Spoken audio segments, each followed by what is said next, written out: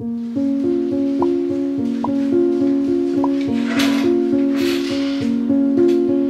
à tous, j'espère que vous allez bien. Je vous retrouve aujourd'hui dans cette nouvelle vidéo qui me tient particulièrement à cœur parce que c'est une vidéo où je vais me livrer. Je vais vous expliquer certaines choses qui se passent dans ma vie actuellement, vous tenir au courant de tout ce qui se passe aussi. Ok, je vais fermer la fenêtre parce qu'il commence à pleuvoir, je sais même pas si vous allez m'entendre. J'avais ouvert parce que j'avais un four en route et il fait assez chaud dans l'atelier du coup puisque le four est à 257 degrés actuellement. Mais tant pis, je vais avoir chaud, vous allez me voir travailler en pleine chaleur mais c'est pas grave. C'est vrai que depuis quelques semaines je suis dans un flou assez particulier dans ma vie en général, que ce soit dans le pro ou dans le perso, et tout ça, ça concerne le futur et les mois à venir. Alors je suis plus ou moins certaine des quelques mois qui arrivent. Donc voilà, je vais prendre le temps de répondre à chacune de vos questions.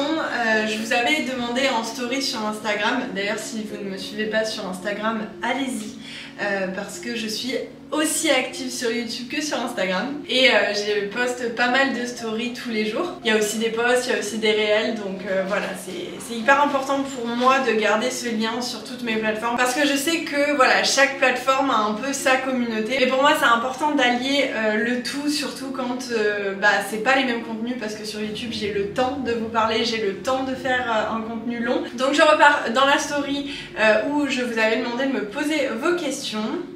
Ok, j'y suis. Ce qu'on va faire, c'est que je vais répondre aux questions, mais en même temps, je vais travailler sur des mugs. Au moins, ça rendra la petite interview vivante, disons. Mais voilà, c'est la vidéo de ce jour. J'ai les questions, j'ai l'inspi. C'est parti, on y va.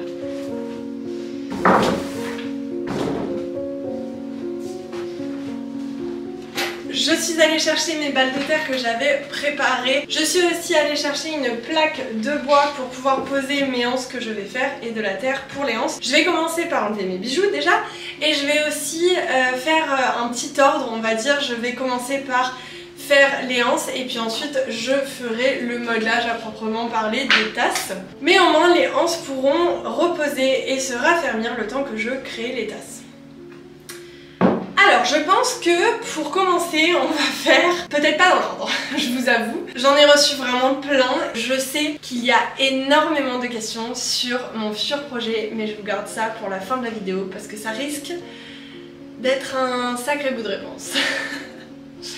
Alors, je vais commencer par comment faire pour que sa micro-entreprise marche et pour se faire connaître. Alors cette question pour moi, elle est assez personnelle, pas forcément dans le sens où j'ai pas envie de vous répondre, mais plutôt dans le sens où ça dépend vraiment de chacun. Déjà, je pense que ça dépend de ta marque, je pense que ça dépend de ce que tu fais, de ce que tu crées. Si j'avais un conseil à te donner, ce serait de rester fidèle à toi-même. C'est-à-dire que, et alors c'est fou parce que du coup j'en ai fait mon slogan, puisque le slogan de Vagabond de Création, je sais pas s'il y en a beaucoup d'entre vous qui le savent, c'est Be Your Own Muse.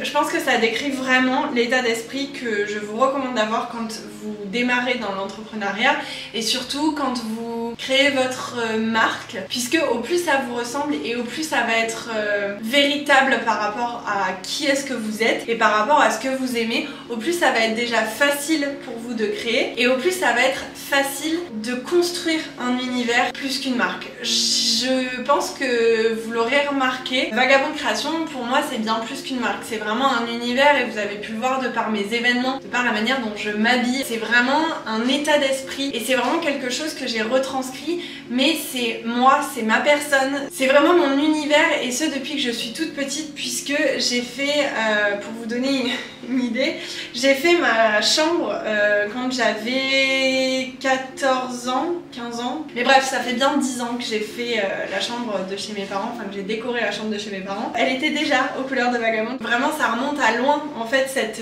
neutralité des couleurs, cette envie de rester dans ses tons et de jouer avec les matières. Et en fait je pense que c'est aussi pour ça que Vagabond de Création marche aussi bien, c'est parce que je suis transparente dans ce que je fais, parce que j'ai un univers qui ne ment pas et qui est totalement moi-même, et en fait c'est plus facile pour vous de vous identifier à une marque, à une personne, à un univers quand c'est réel, quand c'est transparent, quand c'est humain. Et je pense que c'est ce qui fait qu'une marque marche vraiment. Et si vous prenez n'importe quelle marque qui aujourd'hui est connue, alors je dis pas que je suis connue hein, mais vous voyez où je veux en venir. Elle a vraiment cet univers, cette manière d'être et c'est pour ça que vous achetez cette marque, parce que vous aimez les valeurs, parce que vous vous identifiez à cette marque. Je pense que si on copie à droite à gauche ou si on est dans un univers où on ne se sent pas bien, alors pour moi votre marque ne pourra pas grandir, ne pourra pas évoluer parce que ça va être compliqué de créer une collection qui ne vous ressemble pas, ça va être compliqué de créer des visuels, de créer un Instagram qui ne vous ressemble pas. Je pense que c'est vraiment la clé numéro 1 que j'ai à conseiller pour démarrer son entreprise. Revenons aux questions et passons à la suivante. Ah les gars, vous avez été trop chaud, c'est trop bien. Comment as-tu créé ton site internet? Ça c'est hyper intéressant je trouve parce qu'on me le demande souvent. C'est moi qui l'ai créé. J'ai fait ça pour être honnête avec vous, avec un tuto YouTube. Le tuto durait 5 à 6 heures je crois, mais il était hyper complet, il était vraiment hyper bien fait et j'ai donc fait mon site internet grâce à un tuto YouTube. Au final je m'en suis pas trop mal sortie parce que il marche pas trop mal. Je vous avoue que toute la configuration du domaine machin, c'était une amie à moi qui l'avait fait, qui travaillait à l'époque là-dedans, mais toute la configuration du site, alors évidemment j'ai acheté un template pour avoir un peu de facilité, je crois que ça m'avait coûté 80 € à l'époque le template. C'est tout ce que j'ai acheté en termes de site. J'avais clairement pas les moyens de payer quelqu'un pour me faire le site, donc je me suis dit bon je le fais toute seule, et à l'époque je pensais pas que ça allait être aussi gros maintenant et que le trafic allait être aussi important sur mon site, donc j'avais quand même moins de pression et je m'étais dit bon l'idée c'est que mes copains, mes copines, ma famille puissent se connecter et voir ce que je fais, mais je pensais pas que ça allait être aussi grand. Mais par contre même avec le tuto ça m'a pris plusieurs mois à faire, mais aujourd'hui j'en suis fière, je suis contente de dire que c'est moi qui l'ai fait parce que pour le coup encore une fois il me correspond à 100% et j'ai pu faire vraiment toutes les modifications que je voulais, j'ai pu mettre les photos, j'ai pu vraiment faire tout ce qui me correspondait parce que encore une fois c'est moi qui l'ai fait, même s'il n'est pas parfait, même s'il y a plein de choses que je devrais peut-être améliorer, j'en suis quand même fière et je suis aussi contente de me dire que mon site a été fait par moi-même et que je suis allée même jusque là dans la création de mon entreprise. Je dois dire que c'est une fierté. Et j'ai aussi une autre question sur l'hébergeur de mon site et par quelle plateforme est-ce que je suis passée pour le créer. Je suis passée par WooCommerce parce que à l'époque j'avais peur de payer des charges tous les mois sur mon site puisque je générais pas forcément de revenus à la création de mon site, et en plus de ça voilà, j'avais l'impression de m'impliquer un peu trop si je payais tous les mois alors que c'est ridicule parce que ça a décollé quasi direct, mais ça on peut pas le savoir avant. C'est pour ça que je suis passée donc par WordPress et donc WooCommerce et je suis encore actuellement sur cette plateforme. Et pour l'hébergeur je suis sur OVH et Yonos il me semble. Enfin, OVH c'est sûr, Yonos je sais plus pourquoi, mais je sais qu'à un moment je suis passée par Yonos. Mais en tout cas je suis chez l'hébergeur OVH actuellement. Et j'ai un petit tips à vous donner. Quand vous achetez votre nom de domaine, je vous conseille d'acheter le .fr et le .com parce que c'est important qu'on ne vous pique pas votre nom de marque et c'est important de la protéger au maximum que vous pouvez. Donc moi j'ai acheté le .fr et le .com, je sais plus exactement combien ça me coûte par an exactement, je pourrais pas vous le dire, mais en tout cas voilà, j'ai préféré me protéger et acheter le .fr et le .com. Je crois que les deux sont reliés si je ne dis pas de bêtises, mais encore une fois j'en suis pas sûre.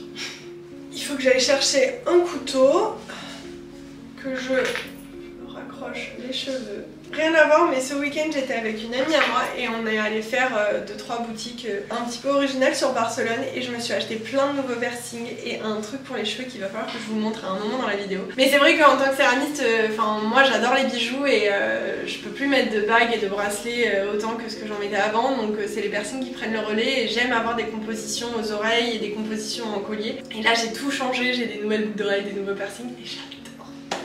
Bref, je vais chercher un couteau. Ah, il me faut une règle aussi. Ok, j'ai tout. Passons à la question suivante. Comment organises-tu tes contenus? Vous allez rire, mais il n'y a pas une organisation de malade derrière. Pour YouTube, c'est compliqué parce que voilà, YouTube ce sont des contenus qui sont assez lourds dans le sens où il faut prévoir de filmer, il faut prévoir de monter, il faut prévoir de faire la miniature, de l'upload, de machin. Donc YouTube c'est on va dire un petit peu plus difficile pour moi de prévoir des contenus à l'avance, bien que des fois j'ai de l'avance. par on ne sait quel miracle. Là en l'occurrence c'est pas du tout le cas, je n'ai pas du tout d'avance, c'est un enfer, c'est terrible, mais bon, que voulez-vous. Mais en gros, j'essaie au maximum de prendre de l'avance. Pour ce qui est du Insta, j'ai énormément d'avance parce qu'en fait je prends énormément de photos et de vidéos. Même en termes de réel, j'en ai quand même pas mal d'avance. Je mets tout sur une application pour organiser mon feed et c'est comme ça en fait qu'il est aussi clean. C'est parce que je fais attention aux moindres détails. Et en gros, dès que j'ai une photo, dès que je prends des jolies photos à l'atelier, bam, je les édite sur Lightroom et ensuite je les envoie sur Preview qui est du coup mon appli de prévisualisation. C'est comme ça que j'organise mon feed et je crois que honnêtement, si là aujourd'hui je ne voulais plus prendre de photos, je crois que je dois avoir 2 mois de stock de contenu en termes de photos Insta. En réel, je dois en avoir 5 à peu près et en vidéo YouTube comment vous dire que nous sommes mercredi, je filme la vidéo pour dimanche. Voilà.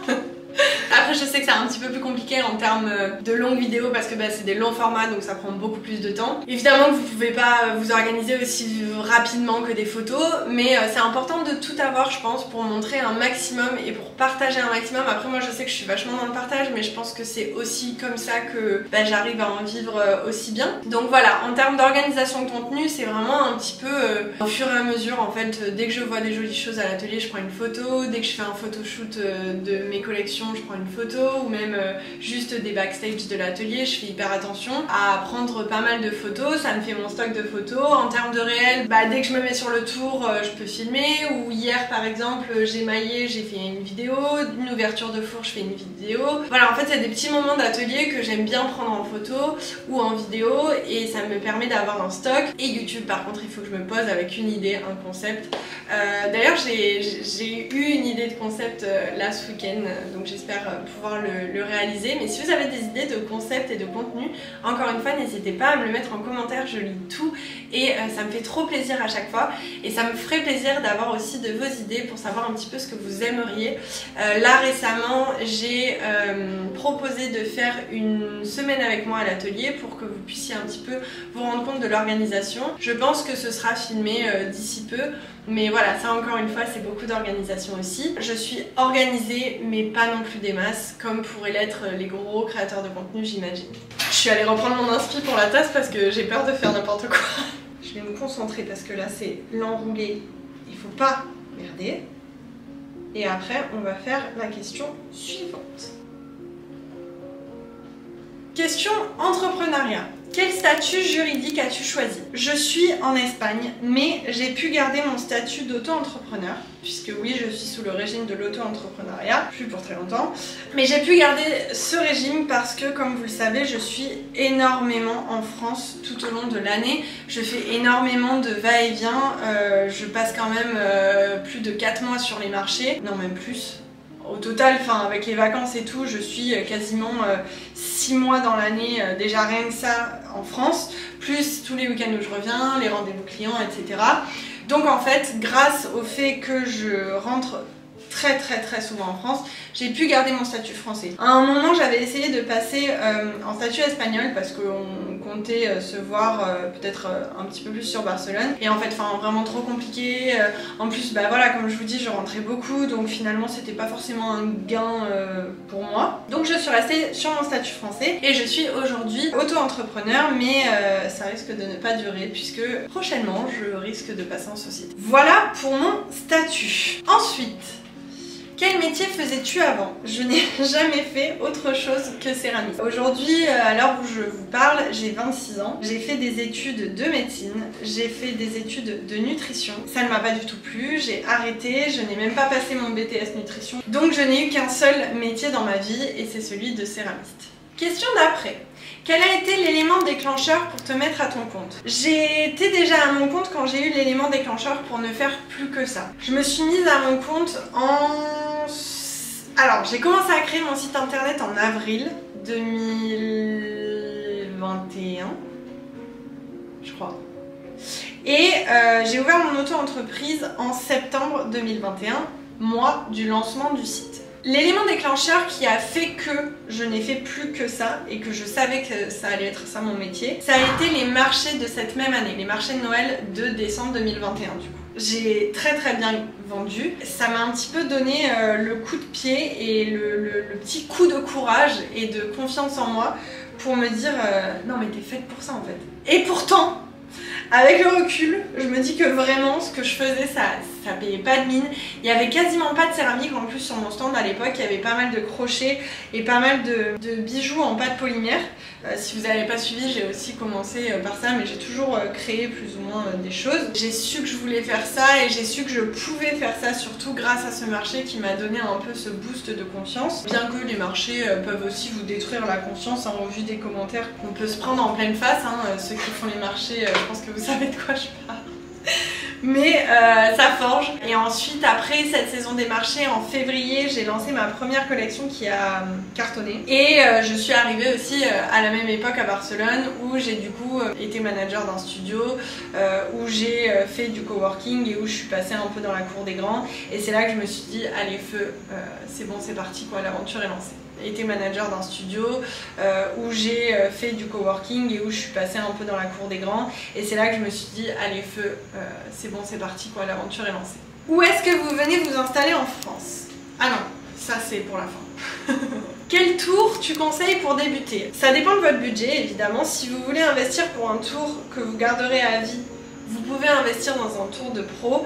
Si maintenant vous ne savez pas tourner, que vous êtes encore dans l'apprentissage, un tour basique, simple, qui coûte même pas 1000 €, ça suffit. Au début on a besoin de se chercher, au début on a besoin aussi de savoir si ça nous plaît, parce que on sait pas si le tour ça va être fait pour nous, on sait pas si on va faire des grandes pièces, des petites pièces. Voilà, je pense que c'est important de savoir où est-ce qu'on va avant d'investir. Moi pour être honnête, j'ai commencé avec un tour de merde. Ça me convenait très bien parce qu'à l'époque je ne savais pas tourner, je ne savais pas où est-ce que j'allais être et heureusement parce que du coup aujourd'hui je me retrouve en Espagne avec un tour que j'ai acheté ici et qui est professionnel et le tour que j'ai en France ne me sert plus à rien. Je pense que j'ai bien fait de ne pas forcément investir trop cher dès le début parce que j'en avais pas forcément la nécessité, j'en avais pas forcément le besoin à l'époque. Je suis en train en pourparler pour tester un tour qui est entre le pro et le débutant et c'est potentiellement ce que j'achèterai pour mon futur projet. Voilà, je le teste d'ici peu normalement. Et je vous en dirai des nouvelles. Pourquoi être repartie en Espagne? Tout simplement parce que je rentrais des États-Unis après 2 ans et demi de vie là-bas.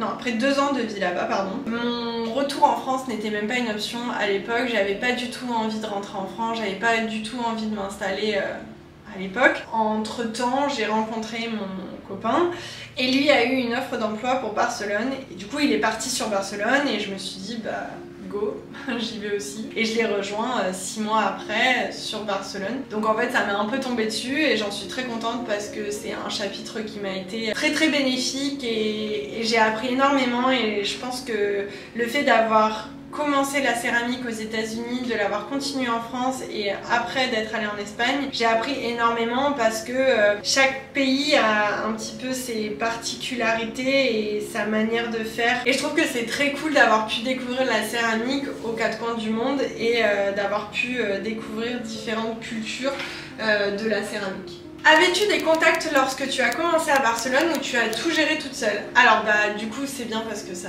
va avec la question d'avant. Pas du tout, j'avais 0 contact. C'était très compliqué d'arriver sans rien connaître parce que je me relançais dans le vide encore une fois puisque quand je suis arrivée aux États-Unis c'était pareil, je connaissais personne, je savais même pas parler la langue. Là c'était pareil, je parlais ni l'espagnol et je ne connaissais personne parce que il faut savoir que quand je suis arrivée aux États-Unis je parlais pas anglais du tout. Pour vous donner un peu mon niveau, je comptais jusqu'à 12 et je m'arrêtais là parce que 13 c'était trop difficile à dire. Aujourd'hui je suis trilingue et j'en suis pas peu fière parce que franchement je repars de loin. Pour vous dire, quand je suis partie aux États-Unis, l'une des choses que m'a dit ma mère c'est bonne chance. Voilà, à tel point j'étais merdique. C'est pour vous dire que voilà, si je l'ai fait, vous pouvez le faire parce que je reviens de loin. Mais du coup non, j'avais pas de contact, je me les suis fait les contacts ici et pareil quand je suis arrivée, j'ai trouvé le studio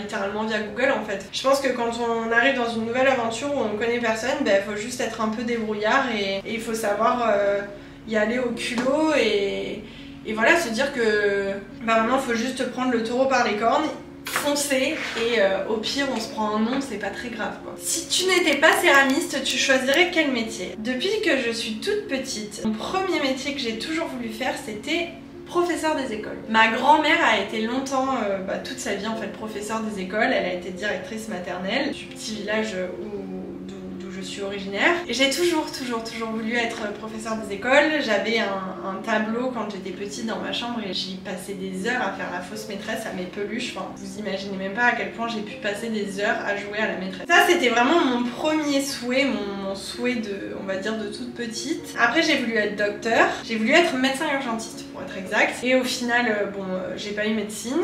J'ai eu kiné, j'ai eu sage-femme, j'ai eu pharma, mais ça me plaisait pas, c'était pas du tout ce que je voulais faire, donc j'ai arrêté. Et en fait, si aujourd'hui j'étais pas céramiste, je me dis que je serais bien... Alors, professeur des écoles, je pense que ça me plairait, mais je pense que je serais bien fleuriste ou pâtissière. Je me vois bien faire toutes mes petites fleurs sur un gâteau. Et j'adore la pâtisserie, je trouve que ça me détend énormément. Je pâtisse et je cuisine beaucoup quand j'ai la place. Par exemple, chez moi, j'ai la flemme parce que la cuisine est trop petite. Chez mes parents, j'adore parce que la cuisine est très grande et il y a la place et c'est trop bien.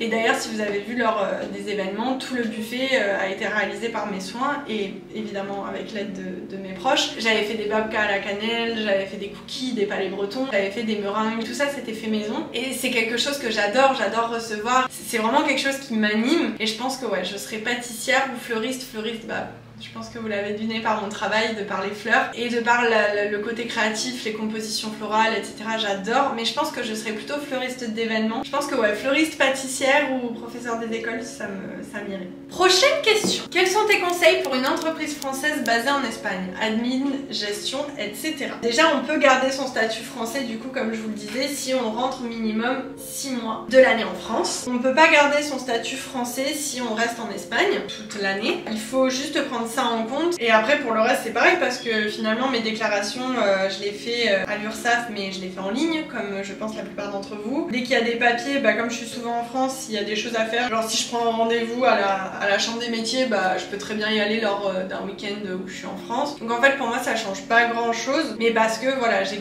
pu garder mon statut français parce que je fais énormément d'allers-retours. Genre là par exemple je rentre en France dans 3 semaines alors que j'en viens il y a 2 semaines et en plus je rentre là pour 1 mois et demi. Après j'avoue que voilà, c'est pas tout le temps simple de devoir s'adapter, de devoir faire les allers-retours et tout, c'est quand même très fatigant. On n'a rien sans rien, hein. Je peux pas habiter à l'étranger et être en France, hein. Logique, me direz-vous. Qu'est-ce que la poterie t'a apporté? Ça c'est une super bonne question. Je dirais que la poterie, ça a apporté énormément de travail sur moi-même. Je suis pas quelqu'un de très patient dans la vie en général, je suis quelqu'un de très maladroit et en fait ça m'a permis de travailler sur ça. Ça m'a permis de pouvoir me corriger sur des défauts quotidiens. Et il y a une chose essentielle que la poterie m'a apporté, c'est de pouvoir combler ce désir de créativité, de pouvoir faire quelque chose de manuel, de pouvoir créer des choses, de pouvoir laisser parler ma créativité. Ça je pense que c'est vraiment la source principale de bonheur que la poterie m'a apporté. Après je ne fais pas que de la poterie en termes de créativité, mais je trouve que la poterie c'est ce côté matière, ce côté texture et le fait de pouvoir créer ce qu'on veut. On peut tester et même si on rate c'est pas grave parce qu'on peut toujours recycler. Ça me plaît vachement aussi, ça aide à avoir confiance en soi et je pense que ça aussi c'est un des points sur lequel la poterie m'a beaucoup aidée parce que je suis pas quelqu'un de très confiant de base. Je vous le disais dans ma vidéo précédente de la semaine dernière. Je dis pas que je le suis beaucoup, hein, maintenant faut doser, mais ça va mieux, ça va beaucoup mieux. Je pense que le fait d'aller vivre à l'autre bout du monde toute seule m'a beaucoup aidée aussi. Je pense que j'en avais besoin. La poterie m'a aidée à être confiante dans ce que je fais. Ça m'a aussi aidée à croire en mes idées, à croire en mon potentiel si je peux dire, et aussi de croire à cette petite voix dans ma tête qui me dit t'es largement capable de le faire. Je pense que c'est les points essentiels que la poterie m'a apporté. Et je pense que le côté manuel, que ce soit la poterie ou autre, la sensation de faire quelque chose de manuel, ça peut vraiment vous apporter beaucoup, je pense, dans votre vie, que ce soit une évolution personnelle, que ce soit du travail sur vous-même. C'est hyper important, je pense, de caler ça dans son quotidien. Ok, je parle, mais je sais pas combien j'ai fait de 11. 1, 2, 3, 4, 5, 6, 7, 8, 9, ok. Encore 3. Avant ça, je vais vous montrer mon bijou de cheveux parce qu'il va falloir que je le refasse parce qu'il s'est barré. Mais je vais vous montrer ça avec mes compositions d'oreilles.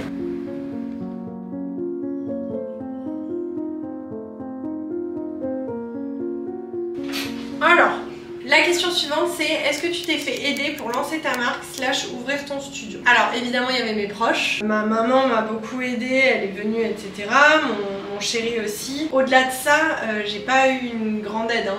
On va dire que j'ai pas eu d'aide financière déjà, j'ai juste économisé. La création du studio je l'ai faite moi-même avec ce que j'avais de côté. J'ai créé ma marque sans l'aide de la chambre des métiers par exemple, je l'ai créée de toutes pièces, mais encore une fois je savais pas où j'allais. C'est juste qu'aujourd'hui ça marche pas et c'est génial parce que je suis restée vraiment dans ce que j'avais envie de faire et dans le développement de mes idées. Mais au début, quand on développe ses idées, on sait pas où on va. Faut pas croire que je savais où j'allais quand j'ai ouvert le compte Instagram de Vagabond Création. C'est juste que je l'ai fait, j'ai testé, ça a marché parce que j'ai persévéré, parce que j'ai travaillé et parce que j'ai cru en mes idées. Allez-vous proposer des semaines intensives de tournage? Si tout se passe comme prévu et que le projet futur avance comme je le veux et se fait comme je le veux, oui, j'en proposerai et je continuerai à proposer des semaines intensives en France cette fois-ci. Le but étant de créer mon prochain projet en France. Donc oui, il y aura des semaines intensives de tour et de modelage en France très prochainement, je l'espère. Tu penses rester en France pour quelques mois ou pour un bon moment? Quand je rentre en France pour mon futur projet, ce sera définitif. Alors, rien n'est définitif hein, parce qu'on sait jamais, hein, sur un coup de tête, à tout moment, dans 10 ans, je me barre. L'idée, c'est voilà, de rester pour de bon en France pour l'instant. J'ai envie de me poser, j'ai envie d'être chez moi, j'ai plus envie d'être dans les valises. Voilà, je pense que j'ai ce désir de rentrer qui maintenant est bien présent. Pour le coup, quand je suis rentrée il y a 3 ans des États-Unis, il n'était pas là du tout. J'avais aucune envie de rentrer, autant là c'est vraiment ce que je souhaite. Donc mon installation en France est prévue pour un bon moment. As-tu fait une formation en poterie ou as-tu appris par toi-même? Alors j'ai 0 formation à mon actif en poterie. J'ai tout appris par moi-même, par mes erreurs et c'est pour ça qu'à chaque fois je vous souhaite de faire le plus d'erreurs possible parce que bah, moi c'est comme ça que j'ai appris. J'en suis fière déjà. Moi c'est comme ça que j'ai toujours appris aussi donc ça dépend aussi de comment est-ce que vous apprenez. Je dis pas que c'est mal de faire une formation, bien au contraire, je trouve que c'est très cool les formations et maintenant aujourd'hui on a la chance d'en avoir plein. Le seul truc c'est que moi j'apprends mieux de mes erreurs. Donc finalement je suis assez en phase avec le fait que je n'ai jamais été formée. Je trouve que c'est pas moins bien dans le sens où on a souvent ce syndrome de l'imposteur quand on n'est pas formé et pourtant moi je l'ai pas forcément parce que bah, déjà je le cache pas, c'est littéralement dans la bio de mon Insta que je suis autodidacte. Donc toutes les personnes qui prennent des cours avec moi bah, volontairement savent que je suis autodidacte. Donc il n'y a pas de surprise, il n'y a pas de, c'est pas caché, c'est quelque chose que j'assume entièrement et quelque chose dont j'en suis même fière. Je dis pas que c'est mieux ou moins bien que quelqu'un qui a suivi une formation et quelqu'un qui est diplômé, je dis juste que c'est différent, nos parcours sont différents et c'est cool parce qu'il faut de tout. Il n'y a pas de bon ou de mauvais chemin. Et c'est pour ça aussi que je pense que les élèves sont aussi satisfaits de mes cours, c'est parce que j'utilise des mots simples et j'utilise des manières de vous le dire et de vous le transmettre qui sont simples. Pourquoi? Parce que je suis passée par là et que je me suis posé exactement les mêmes questions. Voilà, donc ça c'était pour ma formation. Juste après il y avait comment tu as appris à tourner en autodidacte, cours à l'appui ou en CAP. Ni l'un ni l'autre, j'ai juste été autodidacte et je me suis mis les mains dedans et je me suis pas lâchée jusqu'à temps que je sache tourner. Dans quoi investir en premier en termes de matériel lorsqu'on veut se lancer dans la céramique? Alors bah déjà de la terre. Après en termes d'investissement je dirais c'est pas forcément un investissement perso mais il faut trouver où cuire tes pièces. Attendez juste 2 secondes je compte. 1, 2, 3, 4, 5, 6, 7, 8, 9, 10. Le compte est bon. Voilà, en termes de pièces, il faut que tu saches où tu vas pour les faire cuire, il faut que tu trouves un endroit où tu vas pouvoir passer tes pièces en cuisson parce que bah, sinon ça va être compliqué pour toi d'utiliser tes pièces. Mais ça c'est pas forcément un investissement financier, c'est plutôt un investissement en termes de temps puisque tu vas devoir trouver un espace, donc faire des recherches, appeler peut-être des studios pour te trouver ton petit coin pour pouvoir cuire tes pièces. Et sinon en termes du coup d'investissement, un tour c'est pas obligatoire parce que t'es pas forcément obligé de tourner, tu peux faire du modelage. Donc je pense que ça c'est pas forcément indispensable. Évidemment, il va te falloir des émaux aussi pour pouvoir émailler tes pièces et pouvoir les rendre utilisables. Encore une fois, si tu fais de la sculpture, t'es pas obligé, donc voilà, ça dépend vraiment de vers quelle branche tu veux te tourner de la céramique. Mais en termes d'investissement, même en termes d'outils, il n'y a pas d'outils indispensables. Tes mains, c'est les premiers outils. Et moi, j'utilise pas grand chose en termes d'outils. Alors oui, là j'ai un couteau, mais clairement un couteau de cuisine ça suffit. Enfin, je veux dire, tu peux commencer avec rien, juste tes mains, de la terre, et ça suffit. Passons maintenant au corps de mes tasses, puisque les anses sont prêtes. Avais-tu un autre boulot au début avant que tu en vives? Alors au tout début, quand j'ai vraiment commencé, quand je suis rentrée en France, j'étais encore étudiante, donc j'étais en BTS nutrition. Lors de mes études, je faisais un job étudiant. Ça me permettait du coup d'avoir des sous de côté, mais c'était mon job étudiant quoi. Et en fait, à partir du moment où j'ai pris la céramique au sérieux et où j'ai arrêté mon BTS, eh bien non, je n'avais aucun métier à côté quoi. Tout dépend de ta situation, mais en tout cas moi j'ai commencé directement avec la céramique. Au bout de combien de temps as-tu pu vivre de ton entreprise? J'ai eu la chance d'en vivre quasiment directement. En septembre, j'ai lancé mon site. En novembre, j'ai commencé les marchés. Donc j'ai produit pour les marchés et j'ai énormément vendu lors de cette première saison des marchés. Ce qui m'a permis en fait de pouvoir être à l'aise financièrement avec mes besoins, hein, attention évidemment, encore une fois tous les besoins sont différents, jusqu'à la saison des marchés prochains, c'est-à-dire juin. Entre temps je suis partie à Barcelone, en février j'ai lancé ma première vraie collection qui a très bien marché, où j'ai tout vendu parce que je crois que j'ai une photo qui a fait le buzz et du coup c'était parti quoi. Et de là je suis arrivée du coup dans un espace de coworking sur Barcelone. Et c'est là que j'ai commencé à faire mes vraies premières collections, où mon site a commencé à tourner. Dans la temporalité des choses, ça s'est très bien passé et ça a fait que j'ai quasiment pu en vivre directement. Est-ce que vous avez démarré chez vous la création? J'ai démarré dans un studio de poterie aux États-Unis. Vraiment démarré là-bas, donc c'était pas chez moi. Je faisais tout là-bas parce que j'avais un accès libre. Et c'est là-bas d'ailleurs que j'ai découvert le coworking et les accès libres. Et du coup je faisais mes pièces là-bas, je les laissais, ils les cuisaient, je les émaillais, enfin c'était vraiment trop cool. Quand je suis rentrée en France, le problème c'est que moi j'habite au milieu du fin fond de la pampa varoise et du coup il n'y avait pas de studio. Le plus proche, il fallait que je fasse 1 heure de route aller, 1 heure de route retour. Autant vous dire que non. Donc j'ai retapé la verrière de mes grands-parents au fond du jardin en studio. Et d'ailleurs mes toutes premières vidéos ont été filmées là-bas. Et je faisais cuire chez une amie à moi, donc qui est vraiment devenue mon mentor en poterie, qui habitait pas très loin de chez moi et qui avait un four chez elle. Donc voilà, j'avais trouvé de quoi faire cuire et c'était cool parce que je pouvais faire mes créations, même en France, de chez moi, les emmener à cuire. Et ça c'était très cool. Et puis après je suis vite partie à Barcelone, donc je faisais ça directement du studio où j'étais. Envisages-tu de faire une semaine intensive dans un autre pays? Alors si vous me trouvez des studios qui m'accueillent pour faire une semaine intensive proche de chez vous, je suis ouverte à toute proposition, sachez-le. Voilà, je pense qu'on a assez répondu aux questions comme ça. Je vais évidemment vous répondre à la question que vous attendez le plus, je pense, par rapport aux futurs projets. J'ai reçu énormément de questions par rapport à ça. Pour celles et ceux qui n'ont pas suivi l'histoire, je compte rentrer en France. Je voudrais faire ça dans les 6 mois qui arrivent. En fait, mon but, c'est l'achat d'un local. J'ai déjà des pistes. J'ai déjà entamé des process. Mais voilà, je ne dis rien. Je préfère m'abstenir parce que pour l'instant, rien n'est fait.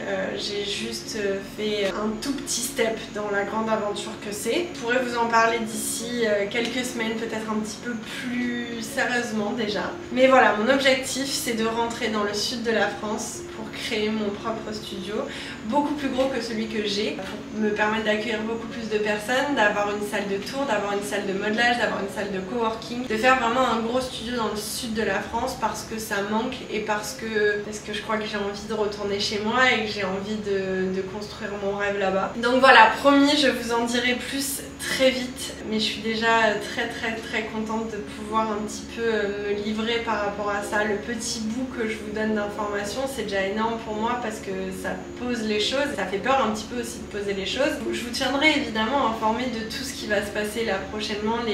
Comme je vous l'ai dit, dit, les prochaines semaines vont être très décisives. Ça risque d'enlever beaucoup de flou. Ça va me permettre aussi de pouvoir vous en parler un petit peu plus concrètement. Mais voilà, pour l'instant, je préfère vous dire ce qui est sûr. Oui, c'est sûr, je vais rentrer en France. Oui, c'est sûr, je vais rentrer dans mon sud. Et oui, c'est sûr, je vais construire un gros studio là-bas. Mais pour l'instant, le concret de où est-ce que ça va être, le concret de qu'est-ce que ça va être réellement, c'est encore assez flou. Je me laisse le temps, je vous laisse aussi le temps de faire des petits guesses en commentaire pour que je puisse savoir ce à quoi vous pensez et dans quoi et où est-ce que vous m'imaginez. Je vous assure que ça promet et que j'ai vraiment hâte que ça se fasse. Et si vous pouvez croiser les doigts pour moi, ce serait génial parce que là, on va dire qu'on est dans la partie d'attente qui est horrible. Et si ça se fait, je manifeste, ça va se faire. Et en fait, ça remplit vraiment genre tout.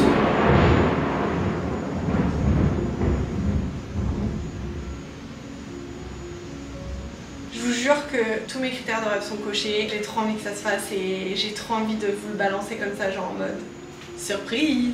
Je pense que vous allez comprendre à quel point ça me correspond et vous allez comprendre ma vision. Je pense que ça promet de ouf et évidemment que je vous emmènerai dans l'aventure avec moi, ça il faut pas vous faire de soucis pour ça. Vous allez faire partie de l'aventure, évidemment. Le seul truc c'est que j'ai besoin que ce soit un petit peu plus concret pour vous emmener un petit peu plus concrètement avec moi. Parce que j'ai envie de vous emmener dans une aventure qui est certaine et je commencerai à filmer et je commencerai à vous prendre avec moi dès que ce sera vraiment officiel, signé. Tutti quanti. Mais voilà, c'est en bonne voie. Envoyez-moi toutes les ondes positives que vous pouvez croiser, tout ce que vous pouvez pour moi. N'hésitez pas à me mettre en commentaire ce que vous imaginez. Ça me ferait rire de vous lire et ça me ferait plaisir aussi de vous lire. Moi, je vais continuer à faire mes tasses. Quoi qu'il arrive, je suis contente d'avoir pu vous parler, d'avoir pu me poser, d'avoir pu répondre à vos questions parce que je sais que parfois c'est compliqué pour moi de voir tous vos messages sur Instagram parce que comme vous le savez, j'en reçois beaucoup et des fois en fait ils passent à la trappe. Évidemment que si vous avez un message important à me faire passer, n'hésitez pas à me relancer, je le prends pas du tout mal et il faut pas que vous le preniez mal si jamais je n'ai pas répondu, c'est juste que vraiment des fois je les vois même pas. C'est pour ça que ici la partie commentaires c'est cool parce que je peux les lire et ils ne s'effacent pas au fur et à mesure. J'attends vos retours, j'espère que cette vidéo vous a plu, ça m'a fait du bien, j'espère que ça vous a fait du bien à vous aussi et j'ai plus qu'à vous dire à très vite dans la prochaine vidéo. Jusque là, je vous fais des gros bisous.